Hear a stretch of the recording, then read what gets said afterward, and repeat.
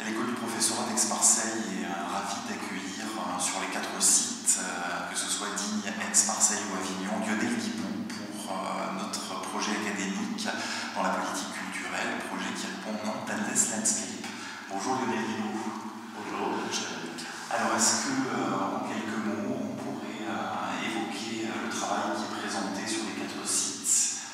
Oui, on va essayer de la faire courte. Donc c'est autour de Endless Landscape, donc ce paysage qui n'est pas censé représenter des lieux en particulier, mais plutôt une chair du monde qu'on peut retrouver en Extrême-Orient, en particulier en Islande, puisque c'est plutôt les œuvres des en Islande que je présente, ou dans les Vosges, ou même tout près de chez vous, car il suffit de passer un petit peu de temps à passer aux arbres et à s'émerveiller du paysage pour avoir en fin de compte tout l'objet de l'exposition.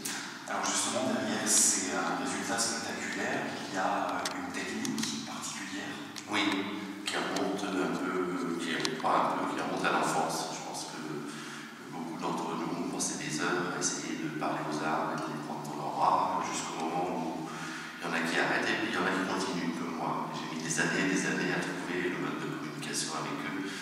Les deux arbres n'étant pas doués de parole, à force de les caresser, avec soit à la main, soit au fusain, soit avec des tampons gorgés d'encre de Chine, on finit par entendre ce qu'ils ont à nous dire et ensuite toutes les révélations qu'ils ont à nous faire à travers l'acte de peindre pour l'élaboration d'un paysage. C'est-à-dire comment passer du microcosme de l'écorce d'arbre au macrocosme d'un paysage universel d'une certaine manière, où tous les arbres sont évidemment très très présents, ont été là avant nous, sont là après nous, il y a encore beaucoup de choses à nous raconter. En quelques mots, si cette exposition était un message, elle serait lequel? La célébration de la beauté. Bien, écoutez, célébrons la beauté sur les 4 sites de l'ESP jusqu'au 4 juillet, puisque l'exposition sera itinérante sur Avignon, sur Aix-en-Provence et Marseille. Merci Lionel. Merci à vous. Des métiers pour être là aujourd'hui, et puis tous ceux qui sont là traditionnellement, qui sont donc déplacés à une heure pas forcément habituelle, puisque généralement nos expositions sont ouvertes le soir. Alors merci à tous, moi je suis heureuse de vous voir en nombre.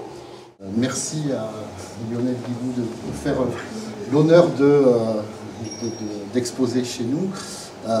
Merci à Eric d'avoir organisé, Eric Bottero, donc, qui a eu la lourde tâche de prendre le relais de l'action de Bernard Mathieu, qui est certainement, et je le disais assez simplement, mais l'initiateur, le concepteur, l'inventeur de la politique culturelle de l'ESP d'Aix-Marseille, et avant l'ESP de l'IUFM.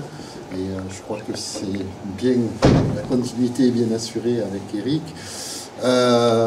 Pour ceux qui ne seraient pas persuadés, je pense que les événements récents montrent toute l'importance des questions qui sont liées à l'art et à la position de l'art dans la société, notamment pour mettre un peu de paix, de raison, de beauté, de gentillesse, comme c'était sur un des slogans affichés sur la place de la Bastille. Je crois qu'il y a aussi ça, et merci à toutes et à tous d'être là. Je crois qu'on a besoin de ça aussi en même temps. Je vous remercie, et puis je passe à Eric, tu prends le relais. Donc, la mission culture est particulièrement heureuse de pouvoir accueillir sur le site de l'ESP de Digne le lancement de notre projet culturel académique pour l'année 2015, en ayant l'honneur de recevoir en ces lieux Lionel Guiboud. L'occasion nous est donnée de remercier aussi l'ensemble des correspondants culture sur les 4 sites de l'ESP qui vont permettre à l'ensemble de nos étudiants d'accéder à une déclinaison de cette exposition Endless Landscape. Jusqu'au 18 février à Digne, le 20 février débutera jusqu'au 26 mars l'exposition d'Avignon. Du 30 mars au 23 avril, Aix-en-Provence accueillera Endless Landscape et l'exposition finira à Marseille sur le site de la Canebière du 24 avril au 4 juillet. L'occasion nous est donnée aussi de remercier chaleureusement l'ensemble des personnels techniques qui nous permettent d'offrir dans les meilleures conditions possibles de telles expositions, mais aussi les formateurs, étudiants et scolaires qui, durant les 6 prochains mois, feront vivre ces manifestations culturelles. Un merci tout particulier à M. Bernard Mathieu, qui en ces lieux et quelques années durant aura creusé le sillon de cette politique culturelle que nous nous efforcerons de faire perdurer pour donner à voir au plus grand nombre. Alors cette exposition ne serait rien sans vous, mon cher Lionel. Merci donc de nous offrir un tel hymne à la nature, fort, profond, où l'arbre, avec force, par son écorce, ses ramures, ses aspérités, devient paysage. N'était-il pas plus beau sujet, en cette période si particulière, de proposer à nos étudiants, formateurs et visiteurs un moment de réflexion porté sur le regard, sur l'ailleurs, sur l'autre, tout simplement. N'était-il pas plus beau sujet pour nous rappeler que la liberté de création n'est garantie par aucun texte de loi, car même si la liberté d'expression est consacrée depuis 2 siècles dans la Déclaration des droits de l'homme et des citoyens, il n'en est rien pour la création artistique et les œuvres d'art. Puissions-nous donc longtemps, dans ces écoles du professorat, continuer à former des enseignants et leurs élèves en devenir, à s'émerveiller devant de telles œuvres, à leur donner la capacité à penser par eux-mêmes, sans qu'aucun prisme religieux, politique ne les conduise à penser à leur place. Alors merci Lionel Guiboud de nous permettre simplement de rouvrir les yeux sur ce qui est familier, sur ce qui est proche, sur ces paysages qui nous conduisent peut-être simplement vers le beau. Merci.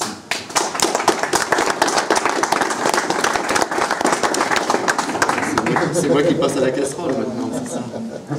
Bon, ben, par quoi je vais commencer d'abord par essayer de vous dire le plaisir que j'ai d'être parmi vous, de rencontrer petit à petit des gens absolument merveilleux, et en particulier Brigitte qui nous a ouvert cette maison, mais alors, je sais pas, comme une grande tante de province que j'aime beaucoup. Elle nous confie les clés du château. Si c'est pas que ça. Hein. Et voilà, et que j'ai eu le bonheur de rencontrer. Alors on peut parler aussi peut-être du contenu de l'exposition. De ça? Non.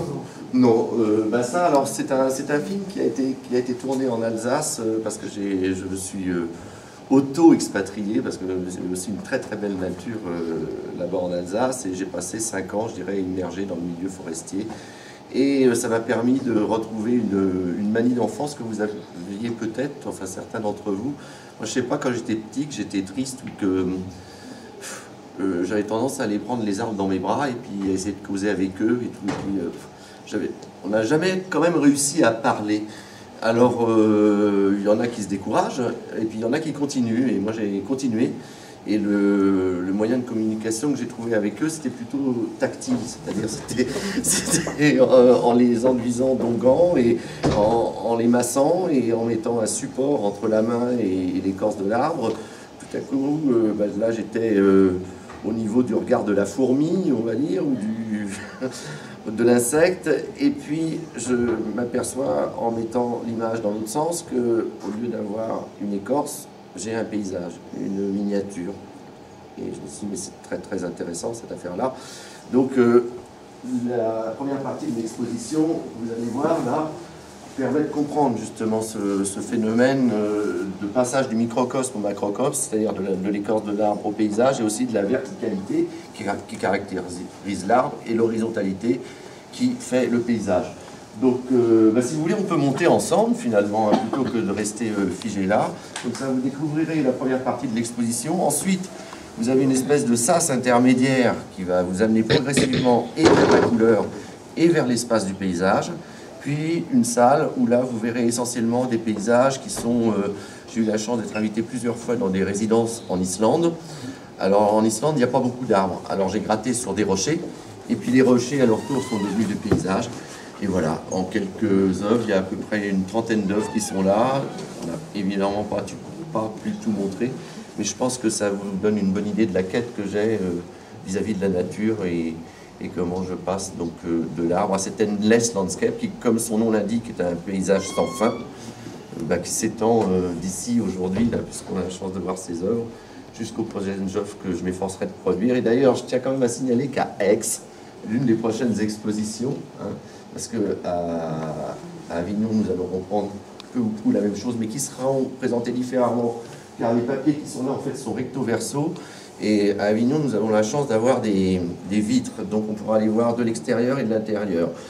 Mais à Aix, Nous allons présenter pour la première fois, parce que je n'ai jamais eu la chance d'avoir l'espace pour le montrer, un dessin qui a été fait directement sur le motif, c'est-à-dire non pas d'après nature, mais contre nature, parce que sous les chiures de mouettes, les embruns et le vent, je peux vous dire, pour dessiner une pièce de 25 mètres de long, il faut quand même s'accrocher. Et nous montrerons ça à Aix en complément de ce qu'il y a ici. Voilà. Et puis à Marseille, on prendra aussi les éléments d'ici. Donc je vous souhaite une très bonne visite. Je vous invite à me suivre et puis à aller farfouiller dans tout ce qui vous est proposé. Merci.